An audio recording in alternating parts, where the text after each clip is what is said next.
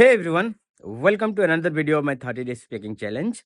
This is the day 4. We have completed day 3 successfully, and this is the day 4. And in this video, I'm going to talk about how you remember everything what you read, right? That means whenever you are sitting on the desk to read something, over a time you forgot. But I'll share some technique and some method so that you'll build up a systems to remember everything, right? So without getting any delay, let's start the video. Dear friends, as you know, I'm Sunil, an English learner. From the past 3 videos you might have known me that I'm Sunil, an English learner. So that let's discuss about the difference. Let's discuss about our topic of the day. What is the topic of the day? As you have discussed here, our topic of the day is how to remember anything you read. That means you are reading something and you're forgetting, right? There is a science. There is a science. Okay. What is the science? Human minds could not capture the new ideas, right? It's suddenly absorbed, and over a time it started forgetting. Okay. So what has happened here? You hear something, if the word or the sentence or something what you hear is completely new, then your mind could not accept them as it is, right? If it accept quickly, it absorbed quickly, then over a time it started declining. The memory started fading. So what we need to do, we need to again give some idea about that particular things or topic so that it has to be remembered for a long time.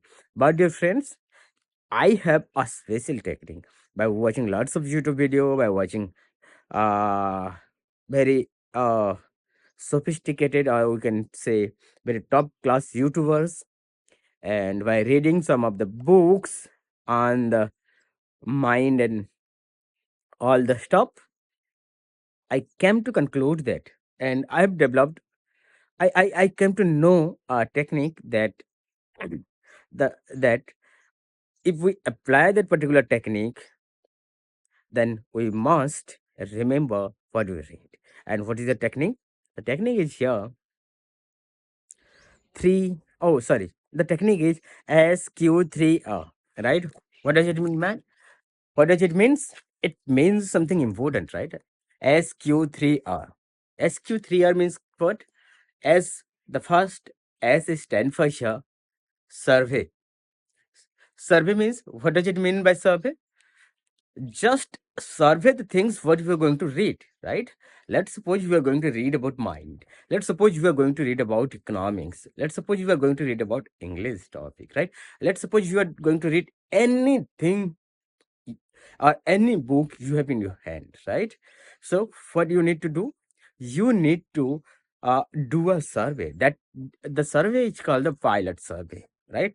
What we call pilot survey.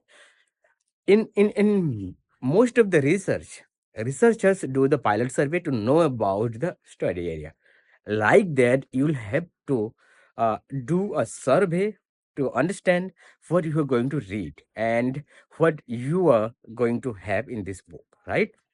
So what is the first step? uh, just have a quick survey. How you can do that?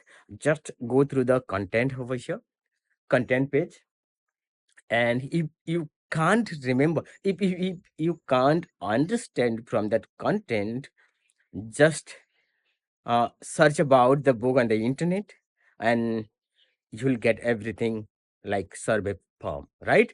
You'll get a survey. After you get a survey, then go to the second step as q, right? Q means questions, right? Put the questions on yourselves. What you are going to learn from this book? For how this particular books is going to help you, right? Or is there anything uh you will be getting from this book and that will definitely help you? If yes, then go with the books. Otherwise, put the book on the shelf, right? Put that book on the shelf or don't buy that book. This is the very best idea. If you are going to buy a book, just put a survey on the books, questions yourself whether you are going to get benefit from that particular books or not. If yes, then go and buy that books. The two methods completed, then it's the time to discuss about the third method. Our third method is 3 R's. R, right? The first R is read aloud, right?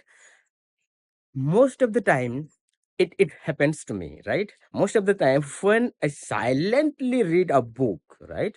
When I silently read a book, it means uh, without any movement, just I move here and there, and without making any loud, it sometimes makes me confused, right? After reading one or two pages, I remember that I forgot everything what I read, right? And exactly the same things has happened. What was the first line of that particular paragraph? I could not remember, right? Okay, just don't remember the line. The idea of that paragraphs also did not come to my mind. So, what is happening? Silently reading kills your memory.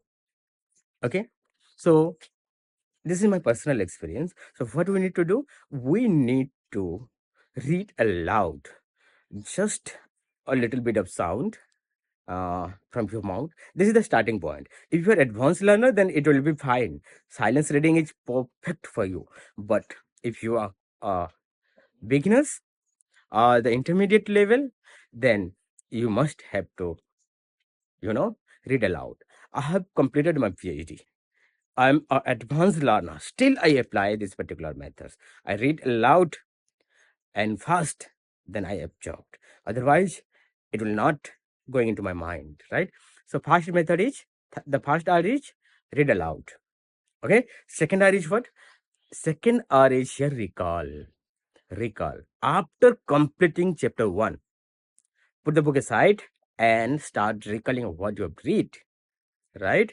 And if it is possible, then pen down it. L- Just write it. Okay. Otherwise, uh, take your camera, record yourself what you have read, or teach someone. This is second hour. After the second hour, now after some days, the final hour will be come into place, right? What is the final hour? Revision. Okay. If you don't revision, if you don't go through the revision process, then it will slowly fading out from your mind. So revision is the most important things, right? So what is the method here? The method is SQ3R, right? Survey, questions, read aloud, recall, and the final R is revisions. Thank you, everyone. This is all for today.